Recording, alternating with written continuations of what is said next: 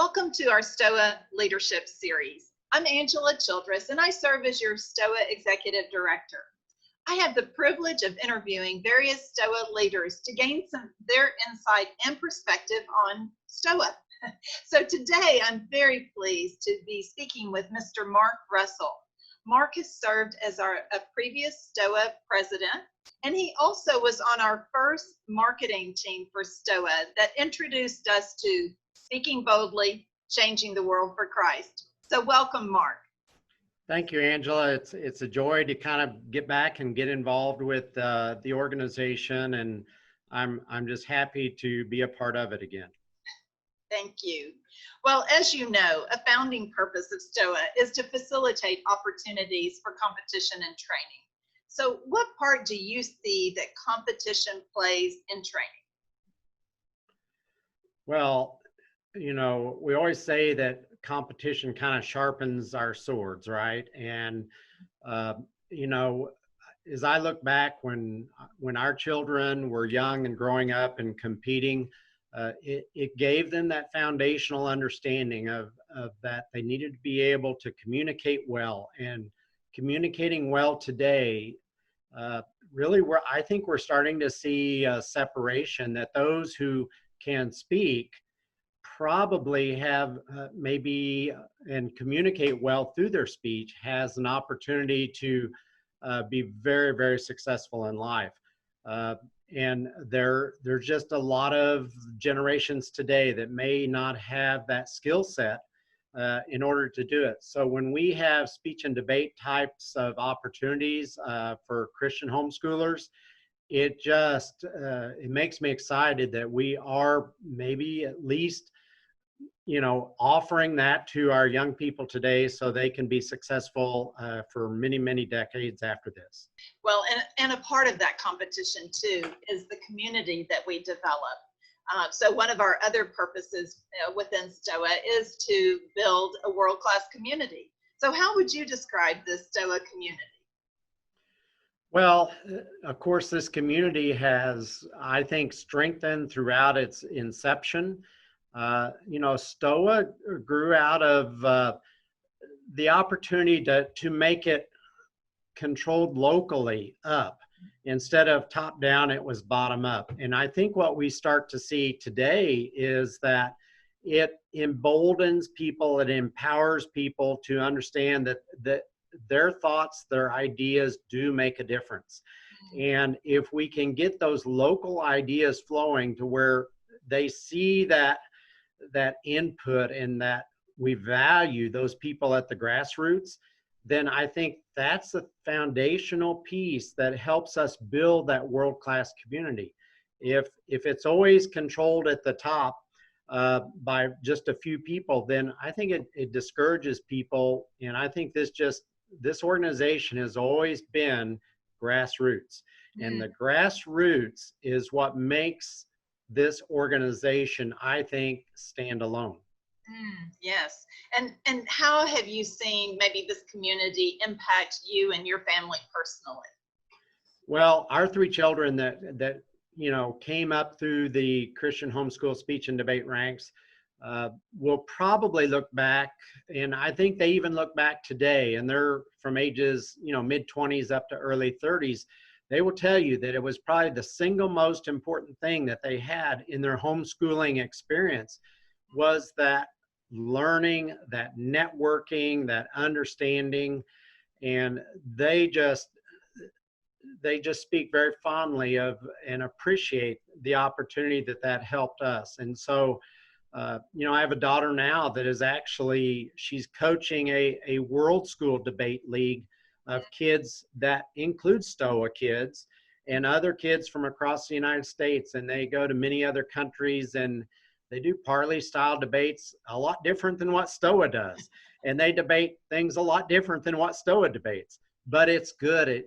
This is a foundational piece that helps launch those communicators for Christ. And that's the opportunity that we see, is that it's a mission as much as it is a competition. Yes, Yeah. Oh, I love hearing that story, and I love what your daughter's doing in that avenue, especially going to Europe and abroad to do some of this debating. So I know we also seek to equip our coaches across the nation so that they are prepared. How have you seen that excellence and equipping take place? Well, in the Midwest, a lot of that equipping is club to club mentoring.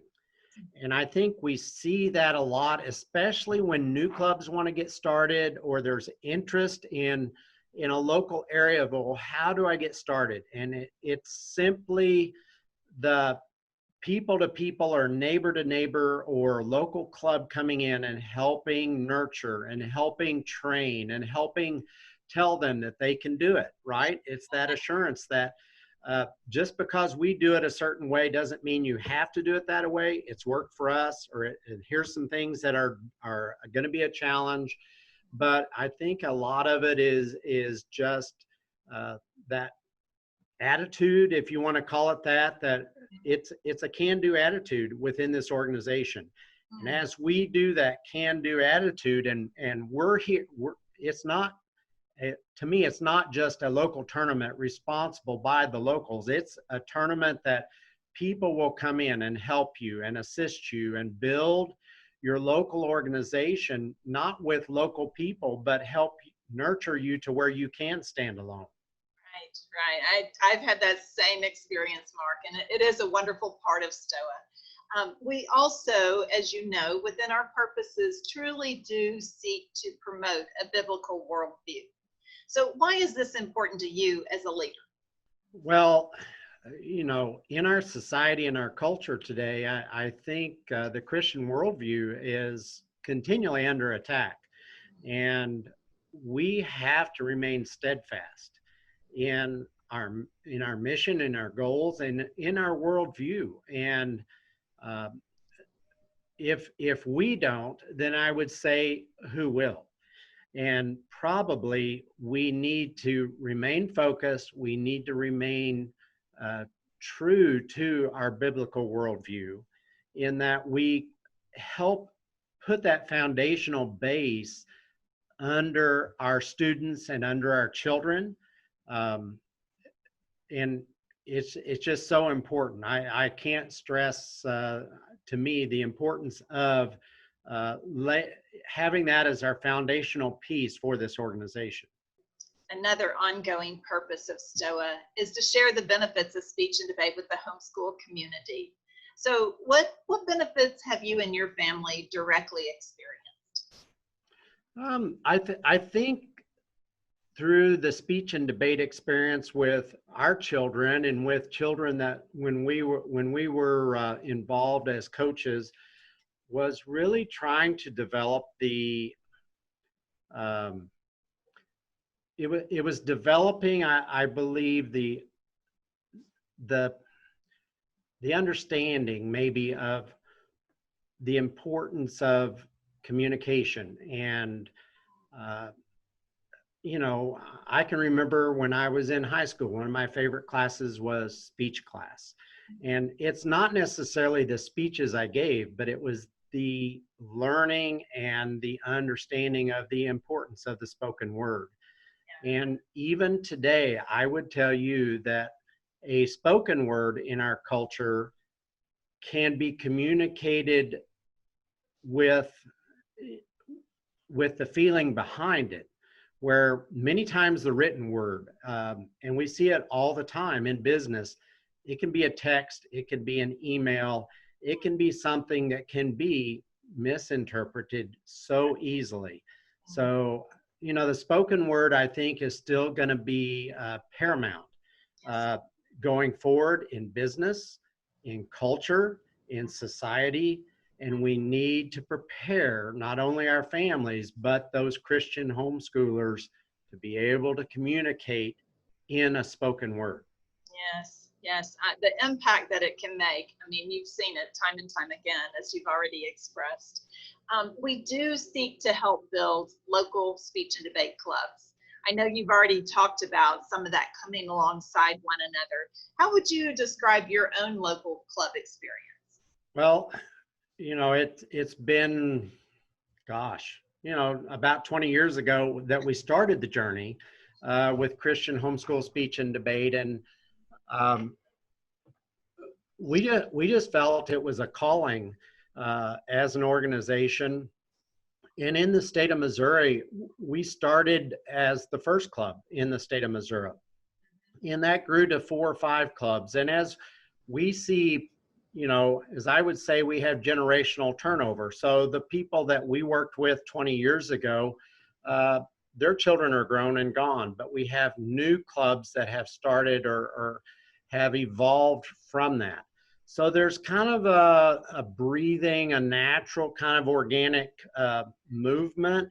And, I always think that, things happen for a reason, but in the state of Missouri, a lot of the media today talk about COVID-19 has forced a lot of people into homeschooling, which I kind of grin because I'm like, I don't think you really know what homeschooling is all about, but they talk about it on the radio. And I just think that it's illustrating, and it's just giving examples of what parents can do with their children at home, controlling the education and tailoring it specifically to the needs and the interest and the things that just excite young people today.